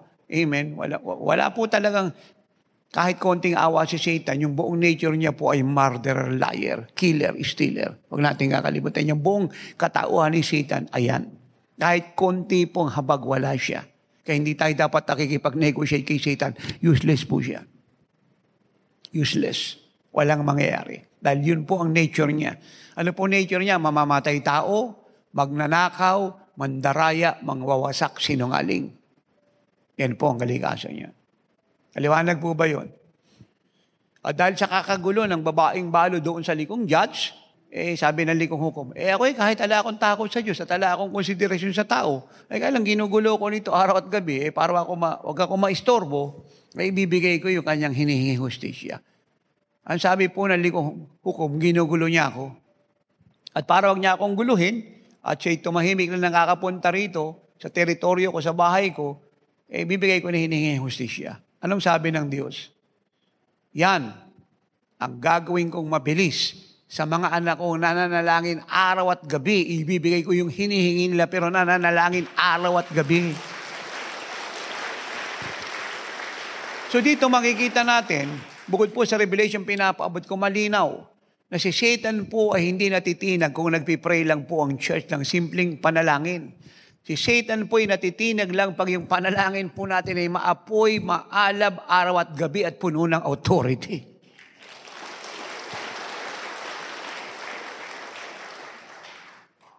At ito po yung sinasabi ko noon pa na, sinasabi ng madami, tawag ko nga rito, tamad na panalangin at yung nananalangin dito, tamad na nananalangin. Diyos ko, iligtas mo yung Pilipinas. Hindi ko po sila inaakusahan, pero ito po yung tamad na panalangin. Hindi po nag-workout siya. Kaya 100 taong kang mag-pray na iligtas yung Pilipinas at yung sinasabi mo, walang mangyayari. Si Satan nakangiti lang sa'yo, sabi ng Diablo, What? What are you talking about? No effect po sa kanya yan. Tamad ng panalangin yan. 110 million na po ang Pilipino. Marami pong isip po yan, iba't ibang isip, 110 million. Wala ka bang common sense na isang simpleng salita? Lord, iligtas mo Pilipinas, yung sa 110 million, isusunod sa Diyos lahat ng ganong kadali. Gumamit ka naman ng common sense. Hindi siya nag-workout. Tama po ba yun? Kaya ang panalangin sa Kanya, in the Spirit, walang tigil. At hindi po isang one time na Pilipinas yung inukot mo. Dapat bara-baranggayan, city-city, baryo-baryo, municipality, region-region.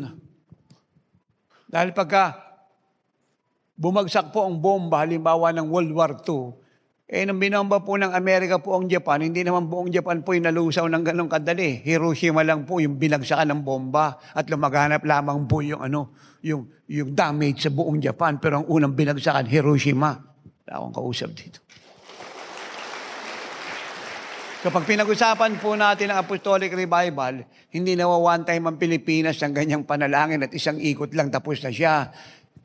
Ang ginagawa po natin dito, at ito po ang tama at makinig sa akin ng mga bishop at pastor, city muna, o baryo, o barangay, municipality, cities, kung ano pa po yung tawag ng mga tao dyan sa kinalalagyan natin. Hanggang pumunta na po yan, Region 1, 2, 3, 4, 5, 6, 7, 8, 9, 10, 11, 12. Tapos na po buong Pilipinas. Region 1 hanggang Region 12. Nagsimula ka sa 1, paakyat.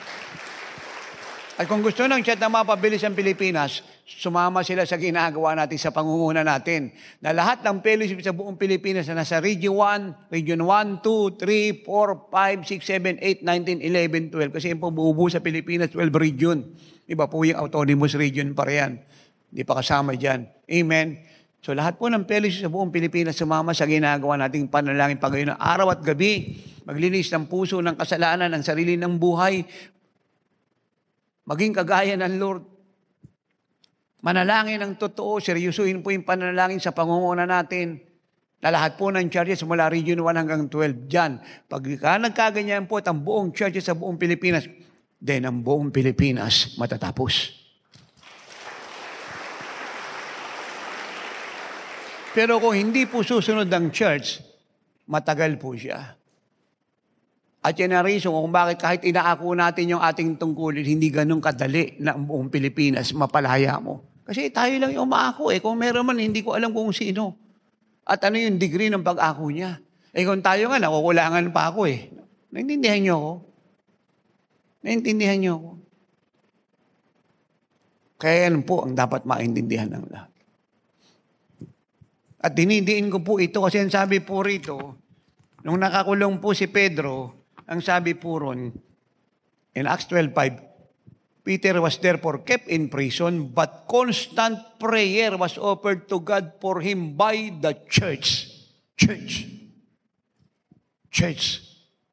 Kinakailangan ng church, tayong lahat, ang buong GCISID, ang lahat po na nakikristo, ang tawag sa kanya ay church, anuman denomination, ang dala niya at organisasyon. Church, dapat lahat ay manalangin araw at gabi upang yung mga bilanggo, gaya ni Pedro sa iba't ibang anyat kaparaan na nasa krisis ay lumaya sa kamay ni Herod, lumaya sa kamay ng Diablo. At yung mga anghel sa langit, akyat manaog. Dala ang sagot. Naliwanag po ba yun? Tapos po yung dalawang kamay ng kausap ko rito. Now, hindi lamang po sa pagpapalaya kay Peter, nag-minister ang angel. Bilang sagot sa panalangin ng church. Ang nananalangin po rito ay daan sa bahay nila John Mark. Si John Mark po ang sumulat ng Book of Mark. Siya po naging bishop ng Europe. Siya po'y pinatay. Siya po naging successor ng mga apostle sa Europe. At kahit alam po niya na siya po'y mamamatay, dahil siya po'y may threat sa religious church ng time na yan, kasama na po ang emperor. Hindi niya po pinabayaan ang kawan. Yan po ang buhay ng mga apostol. Kaya manganib ang buhay namin pagdating sa church, nakataya po siya. Kaya nga sinasabi ko, ako ay pinanganak dahil sa church. At gusto ko pag nag-rapture mamaya kasama ko ang church. Hindi lamang po natin nakita ang ministry ng angel bilang sagot sa panalangin ng early church. Ito pa po ang nangyari. Let me remind you and repeat Acts 12:20 hanggang 24. Nag-speech po si Herod sinuot po yung kanyang pinakamaganda pong baro. Pagpapakitang siya po ay hari. Sabi, royal apparel At umupo sa kanyang trono. At yung mga tao nagpalakpakan, pinarangalan po yung hari. At siya po yung nagbigay po ng kanyang speech. Sabi ng mga tao, nagsalita ang Diyos, hindi tao.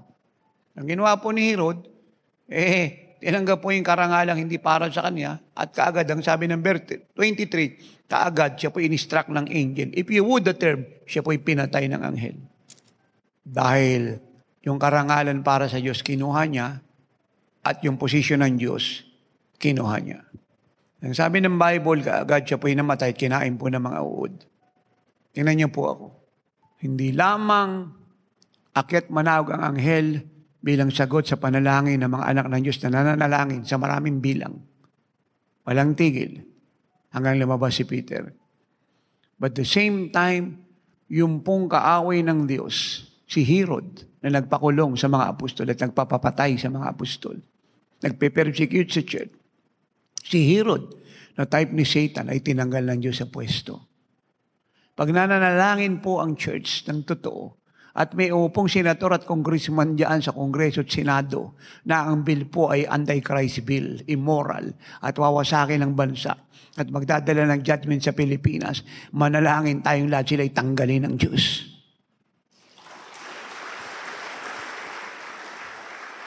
Bigyan ko po kayo ng halimbawa. I think it is 2 years ago, linggo po noon, galing po ako rito, umuwi na po ako. Dahil may program po tayo sa Channel 4, 11 p.m. po yun. So, hindi pa naman ako inaantok. Ang ginawa ko po, binuksan po yung television para tingnan yung program natin. Nataong hindi pa po natin oras para mag-air. Meron pong bumalaga na reporter, ini-interview po yung isang politician. At ito pong politician ito, siya po yung nagpupumilit, ipilit po yung immoral bill sa Congress. At nung time po yan, siya po yung nasa power para ito po ay pagtibayin o gawing batas. At nung marinig ko po yung interview na yan, nagalit po spirit ko. Dahil sinasabi ng reporter na babae na nag-interview sa kanya, ba't kailangan natin gawin yan? Sabi niya, ginagawa ng Amerika at US yan at buong mundo. Sabi ng reporter na babae, ba't tayo gagaya sa kanila? Sabi niya, ito yung trend ngayon sa buong mundo para hindi tayo mahuli sa takbo ng mundo. Kasi global trending ito. Dapat sumabay tayo. Gusto mo bang ang Pilipinas maiwanan ng ibang bansa at lagi na lang tayong inaalimura, pati pa ba naman dito sa mga bill ng abortion, divorce at kung ano-ano pa Hindi tayo sasabay sa Europe, Amerika, at mayamang bansa, kawawa naman tayo. So, sa unang tingin, yung sagot niya, parang siya po yung makabayan. Pero hindi siya makabayan, siya po yung makasalanan. Amen. Dahil wawasakin po ng proposed bill niya yung bansa natin. Nung narinig ko po yung galit na galit po yung spirit ko. That is God the Holy Spirit. Galit na galit. So, minum po ako ng Holy Spirit. Ito po yung TV. Ito po yung TV. Nilapitan ko po. At habang siya po yung nagsasalita, tinuro ko po siya. Sabi ko, lahat ng sinasabi mo, kinakancel ko. Pinapawalang visa ko. Ginagapos ko, hindi kita pinapahintulutan. So, noong time po yan, nagpapunction ako sa office ng prophet. Kaya binibitiw ako ng salita. Simple lang, pero puno po ng backup ng Diyos. Kasi ministry ng prophet Kinakausap ko po siya. Hindi ko ito pinapayagan sa Pilipinas. Lahat ng sinasabi mo, pinapagbawalan ko, hindi ko pinapahintulutan. Ginagapos kita. At itinataboy kitang pabalik sa impyerno. At hindi lang yan. Now, listen. Inuutusan kita ngayon din, umalis ka sa position mo. Lord, tanggalin mo po itong taong ito. In Jesus' name. Salita po ng prophet, maiksi. Tumulog po ako. Inabukasan sa Congress, nagbago po ng Speaker of the House. Ganon kabilis ang Diyos sumagot. Pag meron po umupo sa Senado at Kongreso sa barangay na anti-God, anti-holiness, anti-righteousness, vice mayor ka man, congressman ka man, governor ka man, o kahit po general sa AFP, o sino man pong pulis na general o ano pang kalagayan, pero ayaw ng katotohanan ng Diyos against the will and the word of God. Mag-pray po tayong lahat sila itanggalin ng Diyos, palitan ng bago. Tatay, may mangyayari? Oo. Anak ka, makikinig ang ama. Ano po ang naging function ng prayer ng early church sa istoryang binasa natin? Hindi lamang po tinanggal ng Diyos si Herod, ang wicked na king, ang wicked na ruler. But ang sabi ng verse 24, but the word of God grew and multiplied. Yung salita po ng Diyos ay lumaganap at siya po ay nagmultiply. Yan po ang nangyayari pag tayo po ay nagpipray. Nang walang tigil, nag-i-intercede, sama-samang nananalangin. Yung lahat po ng Pedrong nasa krisis na binanggit ko kanina nang ako po ay nagsimulang tumayo rito, ay lalabas, lalaya. Mawawala sa kamay ni Satan. Yung mga likong namumunot hari ay papalitan ng Diyos. At ang salita niya ay lalaganap. Ang gawain niya, tagumpay. Amen. Kaya kung titingnan po natin ang istoryang pong ito, ay lalo magpapatibay ng akin pong pinapangaral na katotohanan. Ulitin natin, ang early church is moving as one. Hindi po sila gumagawa separately. Sila po united sa lahat ng bagay. Ang apostle ang leader nila. At sila pong lahat ay gumagawa sa isang tungkuling na atang sa kanila, sa pangunguna ng mga apostol. Ito pong principle pong ito ay nagsimula pa ng Old Testament, ang Israel as a nation. Pag sila po'y may kaaway, ang nakikitigma po hindi isang tribo lang, yung 12 tribo. Sa pangunguna po ng mga prophet like Moses, Joshua, yung major minor prophet. At sometimes sumutulong po si Aaron at si Hur. So meaning to say, they move as one nation, as one chosen people. Ulitin ko po ha, sa bawat tigmaan, hindi po isang tribo lang nakikitigma, yung 12. All of them fight and go to war. Ganito po ang gusto na Lord na mangyari sa body of Christ in this end time. Sa pangunguna ng Jesus is our shield. They move as one. They work as one. They are united in all things. At ito pong New Testament revelation ay hindi lang confirmation ang pinapaabot ko, kundi nag-strengthen ng katotohanan. God wants the church to pray earnestly, faithfully, unitedly, and corporately. Acts 1:14. This all continued with one accord in prayer and supplication with the women and Mary, the mother of Jesus, and with his brothers. 120 po ito nagpipray. Kasama po ang mga babae, ang mga lalaki. Sila po ang early church. They pray together.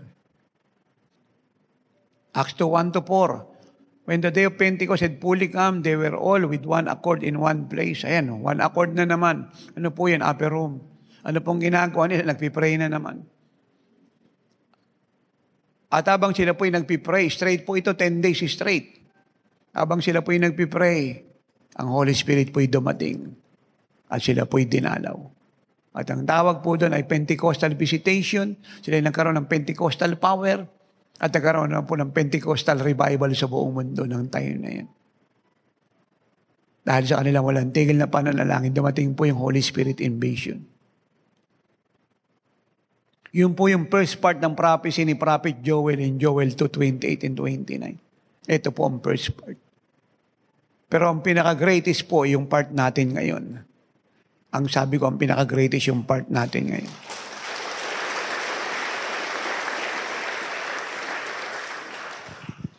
Ang susi po ay parehas lang, prayer and fasting.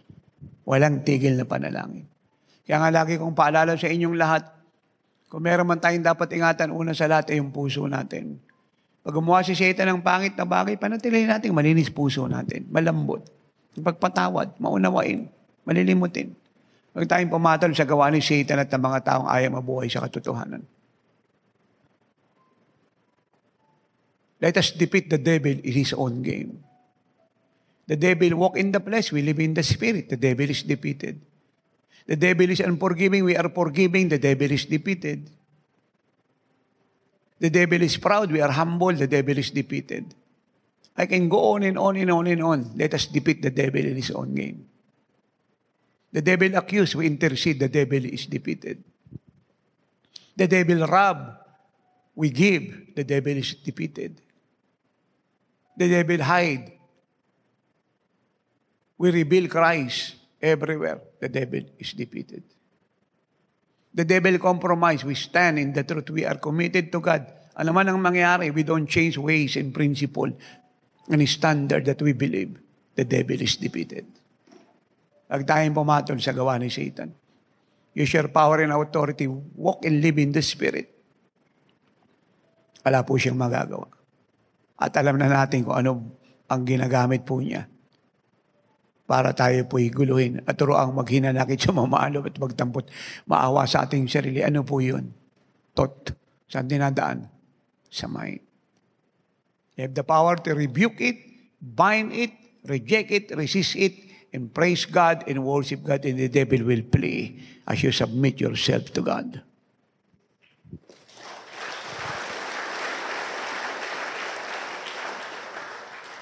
Acts 4:23, 29, and 31. So, kinulong po sila Peter, hinato na latigong bakal, tsaka si John. Nung sila po ay lumabas, pumunta sila sa mga kapatiran, sa mga apostle, at kunento nila ang nangyari. Paano po sila tinireten at pinagbawalan wag ng mangaral sa pangalan ng Panginoon. Imbis pong matakot ang mga apostol, ano pong ginawa nila? Sila po ay nanalangin ng sama-sama. Isa po sa nature ng mga totoong apostol, hindi po siya natatakot. Hindi dahil kami po walang pakiramdam, tao din po kami. Hindi po naiiwasan minsan dumating po yung mga pangambatang takot na yan, but we simply ignore it. Ang reason po kasi kung hindi kami nag-struggle, the anointing. Yung Lord mismo na nakatira sa amin ay pinapalakas kami. So bago po dumating yung fear, the Lord in us quicken our whole being for our faith to rise up, to be bold, to be strong, and to be mighty. Yung ginawa po nila, imbis pong matakot because it means death, nang sila po yung nangaral pa, ang ginawa po nila yung nanalangin. Sama-sama po sila. Tinaas ang tinig sa Diyos. Humingi po sila ng boldness. Humingi po sila ng power. At ang sabi po ng verse 31 ng Acts 4, and when they had prayed, yan. Inuulit ko, hindi po isa nag-pray, lahat po sila. Maraming bilang. The church prayed. The place where they were assembled together was shaken, and they were all filled with the Holy Spirit, and they spoke the word of God with boldness. Amen. Ang tinapat po nila sa persecution ay prayer, power, signs, wonders, and miracles. Amen. Matthew 18:20, Jesus said, assuredly I say to you, whatever you bind on earth will be bound in heaven, and whatever you loose on earth will be loosed in heaven. Verse 19 again, I say to you that if two of you agree on earth concerning anything they ask, it will be done for them by my Father in heaven. For where two or three are gathered together in my name, I am there in the midst of them. So napakaganda po revelation ito mula sa Panginoong Hesus. Sabi niya, kung may 2 o 3 na nanalangin, nagkaisa sa pangalan ko, nagkasundong manalangin sa pangalan ko, nagkatipon sa pangalan ko. Amen. Hindi sa pangalan ng Movement Coalition Religion o ni Maria Tribulto at Batulong kung sino pa o ng politiko at espiritista, kundi sa pangalan ko dahil sa akin. Amen. Na nagpasyang ganapin ang kalooban ng Ama. Ang sabi niya, hindi lang ako nandoon sa kalagitnaan at sinasang-iunin yung ginagawa nila, kundi ano man yung hinihingi nila sa lupa ay sasagutin ng Amang sumasalangit.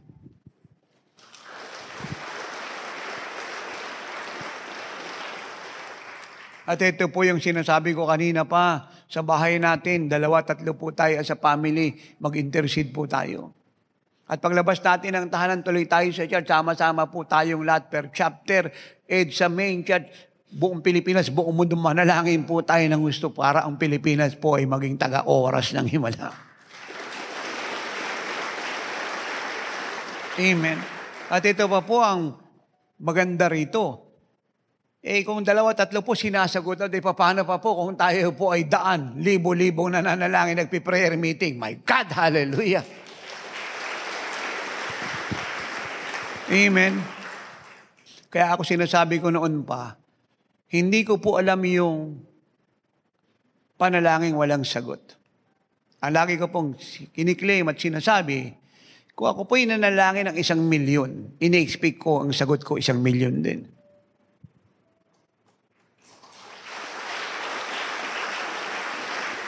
Hindi po ako tumatanggap at pumapayag na nanalangin ako ng 1,000,000, ang tinanggap ko pong sagot ay 900,000 lang. Sapagkat ako ay naniniwala, ang Diyos ay sumasagot sa panalangin. At hindi po ako naniniwala at hindi ko tinatanggap na yung panalangin ko po ay baka sagutin ng Diyos. Hindi ko po tinatanggap yan. Isa lang ang alam ko, pag nanalangin po tayo, sasagutin tayo ng Diyos. Hindi ko po alam yung salitang baka sagutin. Hindi ko po alam yun. Wala akong diksyonary nun. Wala pong diksyonary ang G-Salsil na ganyang salita. Isa lang ang diksyonary natin sa G-Salsil. Lahat ng panalangin natin, sinagot ng Diyos. Hindi man natin siya makita ngayon o bukas, isa lang ang alam natin, sinagot tayo ng Diyos. At isang dahilan niyan kung bakit hindi tayo tumitigil manalangin sapagkat naniniwala tayo mula sa salita ng Diyos at karanasan ng Diyos ay walang tigil na sumasagot sa panalangin. At hindi lang po yan. Ang Diyos ay hindi nagsasawang sumagot, hindi siya napapagod sumagot dahil hindi siya natutulog at hindi siya inaantok. Amen!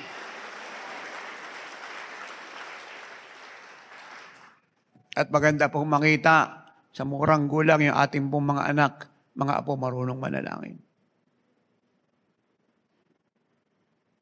Kaya dapat ang mga bahay po natin ay bahay panalanginan. Kaya kung ang early church po ay nag-move as one, they are united in all things, dapat ang end-time church, sa pangunguna natin, ito rin po dapat ang gagawin. Acts 1:14, binasa ko na po sa inyo. Acts 4:23-29-31, sila po ay united sa prayer and fasting. Second, the early church are united in all things. Una, in prayer and fasting. Second, in devoting themselves to the apostles' teaching. Sila po ay sama-sama sa pagdidiboto at pagtatalaga ng kanilang sarili sa aral ng apostol. Wala naman sila ibang pinakikinggan ng time nila kundi mga apostol. Acts 2:42-47.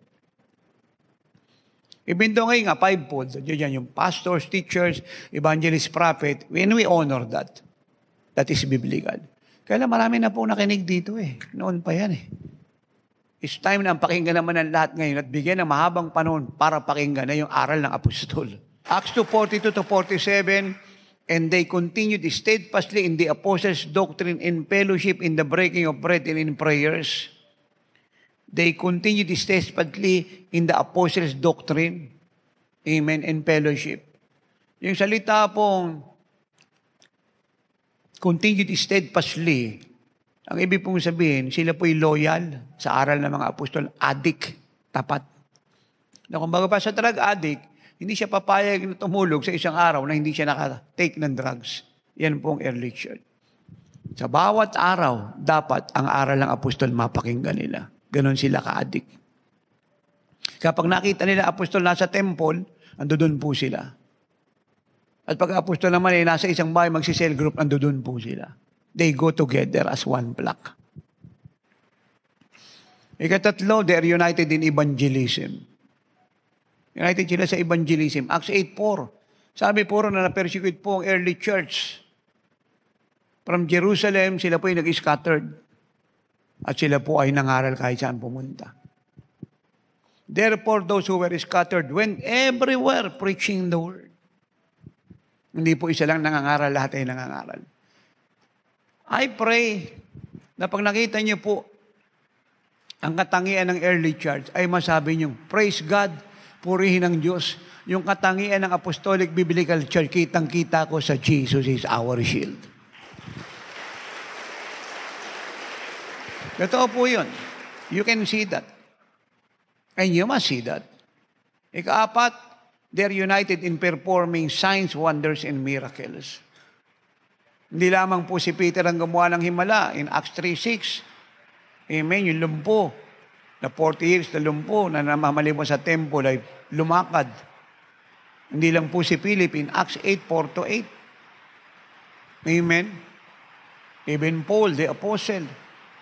Kung tayo po ipupunta po doon sa Mark 16:15-20, ang sabi po ron, lahat ng sumasampalataya kay Jesus, lahat ay gagawa ng himala. Lahat.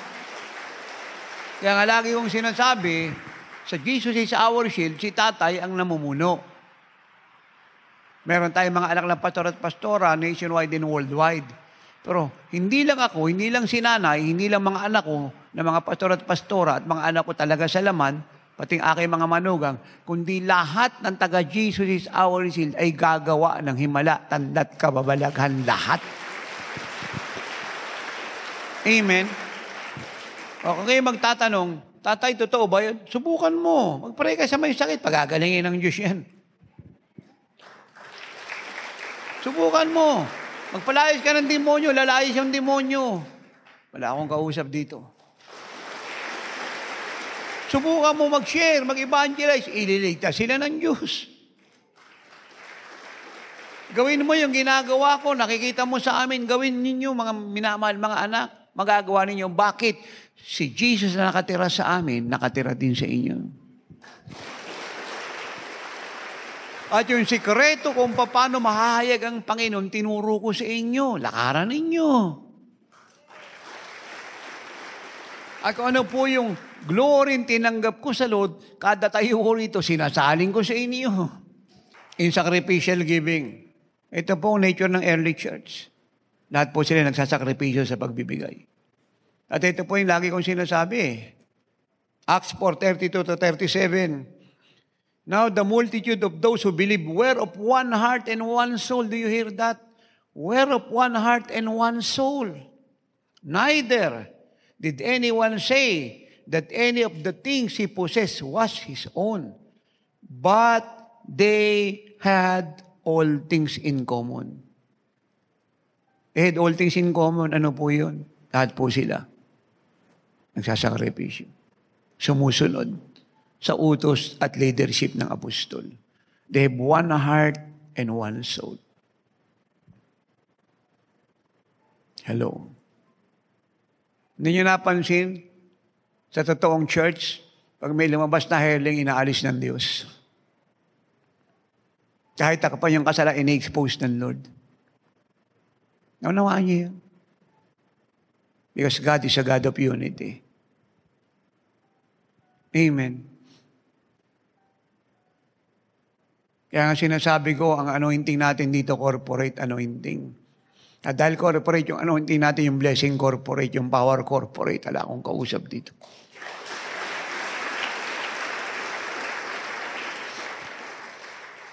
At kung susunod po lahat, hindi lahat po tayo, like Jesus. 33. And with great power, the apostles gave witness to the resurrection of the Lord Jesus, and great grace was upon them all. 34. Nor was there anyone among them who lacked, for all who were possessors of lands or houses sold them, and brought the proceeds of the things that were sold, and laid them at the apostles' feet. And they distributed to each as anyone had need. And Joses, who was also named Barnabas by the apostles, which is translated son of encouragement, a Levite of the country of Cyprus, having land, sold it, and brought the money, and laid it at the apostles' feet. Dito po, kita niyo kung gaano kalaki yung pagtitiwala ng Diyos sa mga apostol. Ngayon pong napagbilan ng mga lupa at property, inilatag sa paan nila. Hindi ko po sinasabing masamang tao yung bishop at yung pastor o kung sino pa, hindi ko sinasabi. Pero sa salita rito ng Diyos, makikita natin kung gaano kalaki ang pagtitiwala ng Diyos sa mga apostol. Kasi nga, He put in the church first apostle na yung kayamanan ng ministry ng church ay nilagay niya sa pamamahala ng mga apostol. Alam ng Diyos na safe ang pera sa kamay ng mga apostol. Amen. Nadidistribute ng maayos. Nanawaan niyo po yun. Inindihan po niyo ako. Kaya ganyan ka-powerful ang early church. Sa lahat ng bagay, united sila. At tingnan niyo po ang Jesus is our shield. Kung ano meron silang katangian sa biyaya ng Lord, pinipilit nating abutin. At kung kaya natin, hihigitan pa natin.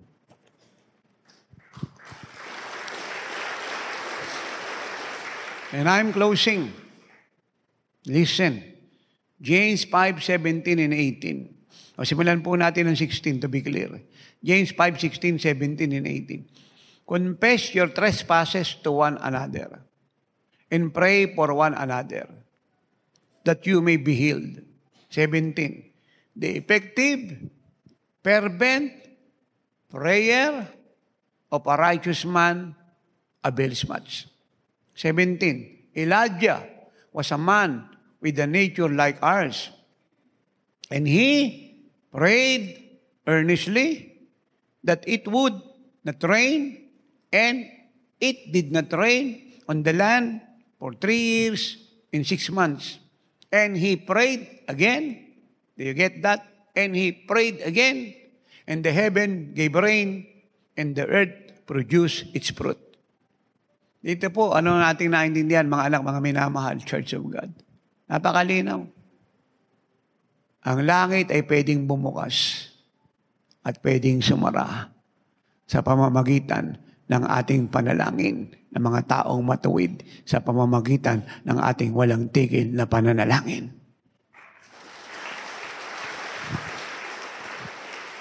Sigurado ka, tatay? Yan ang sabi ng Word of God. Si Elijah ay taong kagaya natin. Kung ginawa ng Diyos sa kanyang buksan ng langit at isara dahil sa kanyang pananalangin, walang tigil bilang taong matuwid, gagawin din ng Diyos sa atin.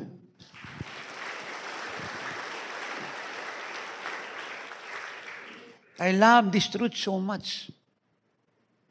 Pwedeng sumara ang langit, pwedeng bumukas. Sino po nagbubukas at nagsasara ng langit? Ang living like Jesus intercessors. And I'm here to tell you, ang destiny ng bansang ito, buong mundo, ay nasa kamay ng living like Jesus intercessors. Mula sa salvation hanggang sa prosperity, healing, joy, peace, victory, honor, glory, and sure rapture. Lahat po ng ito at ang pamumuhay kagaya ng Panginoong Hesus ay nasa kamay ng living like Jesus intercessors. Kaya magsama-sama po tayong manalangin. Huwag po tayong tumigil. And last word, kung kayo po yung magtatanong, tatay, ano yung dapat nating maging attitude at kalagayan na masumpungan tayo ng Lord sa araw ng rapture? Ito po ang sagot ko. Gusto ko pong masumpungan tayo ng Diyos sa araw ng rapture. Nananalangin at nag-aayon na. Kung babasahin po natin ang buhay ni Anang propetisa in Luke 2:36-38, kung bakit hindi ko po ito inaalis sa pangangaral ko, at kung bakit lagi po akong inaaris ng Holy Spirit. At lagi niya po ito sa akin nire-remind. Dahil sa katotohanan ito, si Ana po ay type ng end time church. At si Ana, habang nag-consecrate ng sarili, nananalangin, nag-aayuno, sumasamba sa Diyos, ay so much privilege na nakita niya si Jesus. Kaya napakaliwanag po nito. Pag nabuhay po tayo, ang church, sa buhay na banal, malinis, ginawa natin ang presensya niya ay bahay natin, nabuhay tayo sa panalangin at pag-aayuno, makikita natin si Jesus sa rapture of the church. Palayain natin si Peter. Tanggalin natin si Herod. Pababain natin ang mga anghel. Huwag tayong tumigil manalangin. Living Life Jesus Church at mag-ayuno.